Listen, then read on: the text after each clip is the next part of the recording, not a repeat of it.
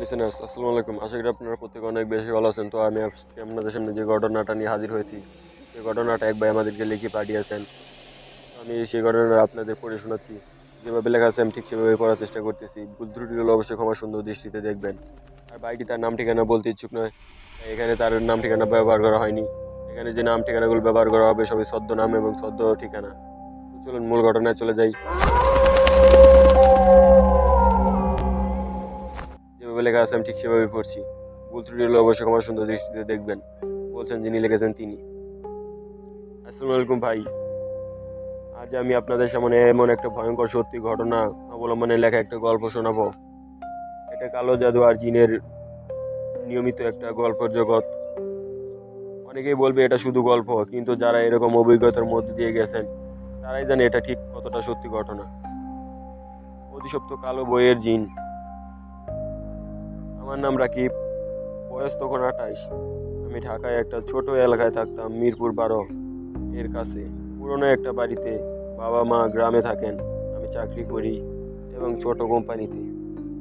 জীবনটা ছিল সাধারণ, অফিসে বাসা, বন্ধুদের সাথে আড্ডা। কিন্তু সব বদলে গেল যেদিন আমি সেই পুরনো বইয়ের দোকানে গেলাম। একদিন বিকালে বৃষ্টি হচ্ছিল, আমি মিরপুর 10 এর একটা পুরনো বইয়ের দোকানে ঢুকলাম। দোকানে দোকানদার এক বুড়ো লোক, চোখে মোটা চশমা। আমি ইতিহাসের বই খুঁজছিলাম, হঠাৎ করে কালো চশমা মোটা বই দেখা গেল। ধুলো জমে আছে, কিন্তু কভারটা অদ্ভুত সুন্দর, সোনালী অক্ষরে কিছু লেখা। আমি জিজ্ঞাসা করলাম, এটা কি বই? বুড়ো বলল, এটা নেবেন না ভাই, এটা পুরনো, অনেক অনেকেই নিয়ে গেছে, ফিরিয়ে দেওয়া আবার দিয়ে গেছে। আমি হেসে বললাম, কত দাম? সে চুপ করে থাকলো, বলল 500 টাকা। কিন্তু পরে আমাকে দোষ দেবেন না। আমি বইটা কিনে নিলাম, বাসায় এসে খুললাম। ভেতরে আরবি, ফার্সি এবং বাংলায় মিশ্রিত লেখা। শিরোনাম, কিতাবুল আরসাদ, অর্থাৎ কালো বই। প্রথম কয়েক পাতার পর মনে হলো একটা কালো জাদুর বই। জিন ডাকার মন্ত্র, তাবিজ বানানোর নিয়ম, মানুষের ওপর প্রভাব ফেলার উপায়। আমি ভাবলাম মজা করে পড়ি। কিন্তু রাত 2টায় যখন পড়ছিলাম, হঠাৎ ঘরের সব লাইট বন্ধ হয়ে গেল। আমি বই বন্ধ করে ঘুমাতে গেলাম। পরের দিন সকালে উঠে দেখি আমার বুকের উপর একটা ছোট্ট কালো দাগ, যেন কেউ আঙ্গুল দিয়ে চাপ দিয়েছে। আমি ভাবলাম অ্যালার্জি হয়তো হবে। কিন্তু রাতে ঘুমের মধ্যে স্বপ্নে দেখলাম একটা লম্বা কালো ছায়া, লাল চোখ আমার দিকে তাকিয়ে হাসছে। সে বলল, তুই আমাকে ডেকেছিস, এখন আমি তোমার। আমি ভয় পেলাম। বইটা আবার পড়লাম। একটা পাতায় লেখা ছিল, জিন ডাকার সহজ মন্ত্র। যদি কেউ এটা পড়ে জিন আসবে, কিন্তু দেওয়ার কঠিন, ফিরিয়ে দেওয়া কঠিন। আমি ভাবলাম এটা শুধু লেখা, মজা করে একবার পড়েই দেখি। রাত 12টায় আমি ঘরে লাইট নিভিয়ে মেঝেতে বসে মন্ত্রটা পড়লাম। প্রথমে কিছু হলো না, তারপরে হঠাৎ ঘরটা ঠান্ডা হয়ে গেল। আমার শ্বাস দেখা যাচ্ছে না। দরজা নিজে নিজেই খুলে গেল। বাইরে থেকে কেউ ঢুকলো না, কিন্তু আমার সামনে একটা কালো ধোঁয়া জমতে লাগলো। ধোঁয়া থেকে একটা আকৃতি বের হলো, লম্বা, কালো, মাথায় শিংয়ের মতো, চোখ দুটো আগুনের মতো লাল। সে বলল, আমি এসেছি, তোর ইচ্ছা কি? আমি ভয়ে কাঁপতে কাঁপতে বললাম, আমি কিছু চাই না, যাও। সে হাসলো, তুমি আমাকে ডেকেছো, এখন চুক্তি হয়ে গেছে। তুমি যা চাইবে আমি দেব, বিনিময়ে তোমার জান। আমি চিৎকার করে উঠলাম, কিন্তু গলা থেকে আওয়াজ বের হলো না। সে আবার কপালে হাত রাখলো, ঠান্ডা, খুব ঠান্ডা। তারপর সব অন্ধকার।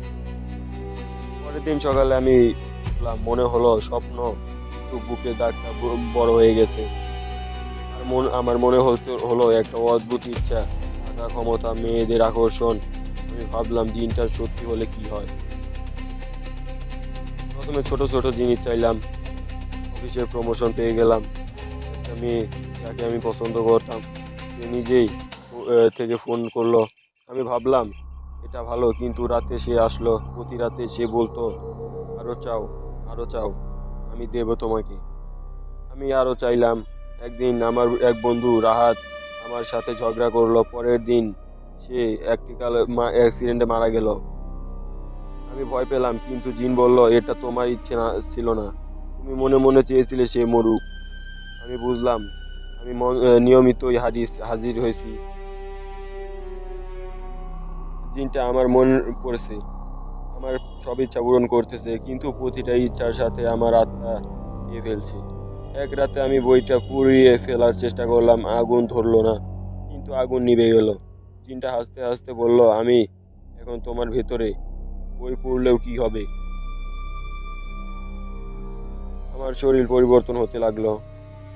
রাতে আমি নিজেকে নিয়ন্ত্রণ করতে পারতাম না, আমার হাত দিয়ে অনবরত ক্ষতি হতো। আমার মা ফোনে করে বললেন, বাবা, তোর গলা অন্যরকম লাগছে কেন, কি হয়েছে তোর, আমাকে সব খুলে বল। আমি কাঁদতে কাঁদতে বললাম, মা, আমি কালো জাদুর করেছি, জিন এসেছে। মা কেঁদে বলল, আল্লাহ কাছে যা, রুকাইয়া কর। আমি একজন ভালো হুজুরের কাছে গেলাম।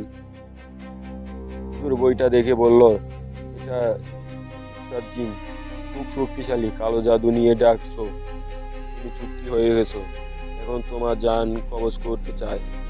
হুজুর 7 দিন রুকাইয়া করলো, প্রতিদিন সূরা বাকারা, আয়াতুল কুরসি, আয়াতুল্লাহ পড়তেন। প্রথম 3 দিন জিনটা চিৎকার করতো, আমার শরীর কাঁপতো, মুখ দিয়ে কালো ধোঁয়া বের হতো। চতুর্থ দিন সে বলল, আমি যাব না, আর জান আমার। হুজুর বললেন, আল্লাহ বড়। পঞ্চম দিন রাতে জিনটা পুরোপুরি বের হলো, ঘরে ঝড় উঠলো, জানালা ভেঙে গেল, আমি অজ্ঞান হয়ে গেলাম। যখন জ্ঞান ফিরল, জিন চলে গেছে, কিন্তু দাগটা রয়ে গেছে। আমার শরীর বদলে গেছে, আমার আগের মতো আমার শরীরটা আর নেই। এখন আমি সতর্ক করে দিচ্ছি, কালো জাদুর বই, মন্ত্র, তাবিজ এসব থেকে দূরে থাকুন। জিন ডাকা সহজ, কিন্তু ফিরিয়ে দেওয়া অসম্ভব। আল্লাহর উপর ভরসা রাখুন। প্রতিদিন আয়াতুল কুরসি পড়ুন, সূরা বাকারা ঘরে চালান। জানি না এই গল্পটা আপনাদের কাছে কেমন লাগলো। এই গল্পটা বাস্তব একটা ঘটনা, যার সাথে ঘটেছে সে ভাই আমাদেরকে পাঠিয়েছেন। গল্পটা আপনাদের কাছে কেমন লাগলো বা ঘটনাটা কেমন লাগলো অবশ্যই কমেন্ট করে জানাবেন। আমরা এখন চলে যাবো পরবর্তী ঘটনায়। তো সে পর্যন্ত আমাদের সাথেই থাকুন, ভালো থাকুন, সুস্থ থাকুন। আল্লাহ হাফেজ। পরবর্তী ঘটনায় আমরা চলে যাব। তো প্রিয় লিসেনার্স, আমরা এখন পরবর্তী ঘটনায় চলে যাচ্ছি। যেভাবে লেখা আছে আমি ঠিক সেভাবেই পড়তেছি। আসসালামু আলাইকুম ভাই। আজ তোমাদের জন্য আরেকটা ভয়ঙ্কর এবং কালো জাদু নিয়ে নিয়মিত লেখা অন্ধকার গল্পর অন্ধকার একটা রাজ্য নিয়ে আসলাম। এই চ্যানেলে তোমরা প্রতিদিনই ভয়ঙ্কর এবং কালো জাদু নিয়ে সত্যগুলো ঘটনাগুলো শুনবে।